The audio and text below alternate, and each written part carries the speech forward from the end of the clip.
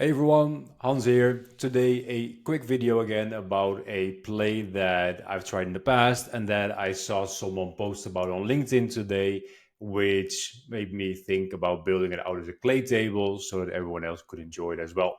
So I saw a post by Jed Mahrle where he talked about finding the right contact at the account that you're targeting using a keyword search so you can find people who are most interested in a solution that you're selling.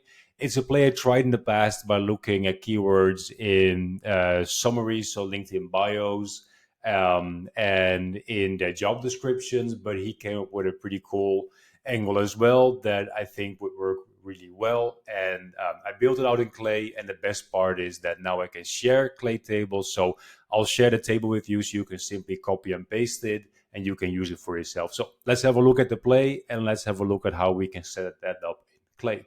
So here's the post by Jed that I was talking about. So he says, "This is how I find the right target to sell to in every account. First try every time." So that's pretty exciting.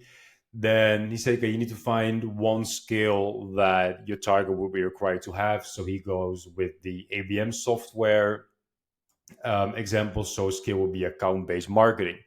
So the idea is to find that skill listed on someone's LinkedIn profile. He mentions another great tool you can use for that called Wizza, just because LinkedIn doesn't natively have that function to look for that, or at least not in Sales Navigator.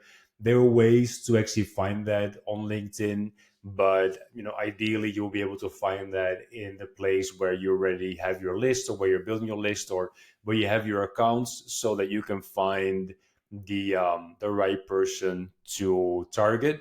So and he even comes with a sort of an email template you can use for that. So I built this out in Clay really quickly, really simple. Now, there's a couple ways you can do it. It really depends on the types of keywords that you have to use. So let me show you what I mean by that. We went with Clary as an example. And we use the find context at company integration or enrichment option from Clay, then using the company LinkedIn profile. So there's a couple ways you can use this, right? You can look at job title, keywords, which is obviously something that you would already be looking at. You would say, okay, you know what? Usually when we sell our ABM software, we want to sell to the ABM specialist at a company, but not every company might have someone like that. Maybe they have a CMO, director of marketing, head of marketing, VP of marketing, a bunch of marketing managers, etc., head of demand generation. So there's a lot of titles that you need to choose between, and maybe you have a list of 10 to 15 people at every account that you're thinking of contacting. You want to make sure you're contacting the right person. So I would start with just your account list. So you have all your accounts in here. Then you start looking, okay, I know they don't have the keyword in their job title because I already tried that. Instead, let me look at what they have in their headline. Maybe they have something around ABM in their headline, in their about section, in their experience description. So just to show you what all of these sections mean. So this is the about section, the summaries. You would look for your keywords either in here, or you would look for it in the experience section. So it might be founder at, but then responsible for ABM programs, et cetera, et cetera. So even though it's not directly in their job title or in the summary, they themselves have put it in their, let's say, their job description here on LinkedIn. So that obviously is a really great indicator that that will be the person you want to reach out to, instead of the other person within that account who does not have that.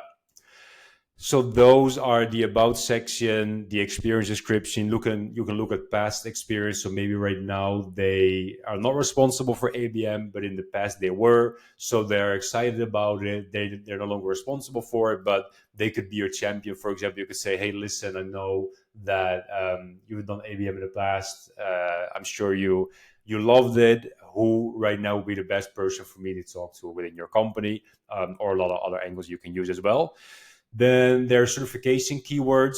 Now, you can use this just for the keywords, or maybe if you know, like maybe Reforge or Full Funnel or whoever has really great certifications, that you want to target, that you know people who are great at ABM, they have those certifications, then you want to plug that in here.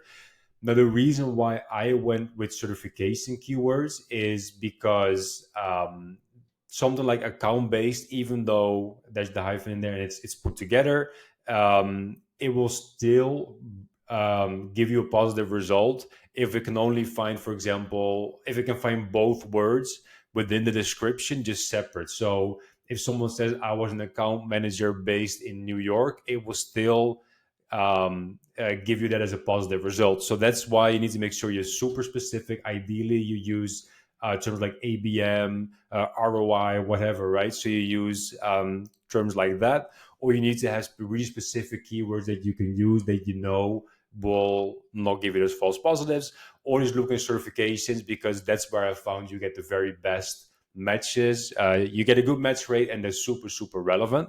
So that's what I went with in this case to see which people within that account have ABM certifications. Then they gave me 4 profiles, and here, for example, is Emily, who is a senior manager, executive engagement and events. So she doesn't have anything about ABM in her title. Then in her summary, I didn't really check, but I don't think she has that either. At first glance, no, doesn't look like she has it. So this maybe is someone you would not have found if you just did your regular targeting search that you always did. Maybe you would have reached out to a marketing manager who didn't care too much about ABM, while this person right here, they have a certificate around ABM. Now, it could be that this is not a good fit for you based on what they're currently doing, but just to give you an idea of how does it work. So imagine there are 4 marketing managers. If one of them has an ABM certificate, the other 3 don't, you obviously want to target that marketing manager. So that's how you want to use that. So you could say, okay, needs to have ABM certification, and their job title needs to at least have, this keyword, or cannot have this keyword. So in this case, if you take out event, for example, then Emily wouldn't be in there, but instead you would get a couple of the other matches. So here, for example, is someone else who is a marketing specialist and they have an ABM certificate. So that's how you can use that.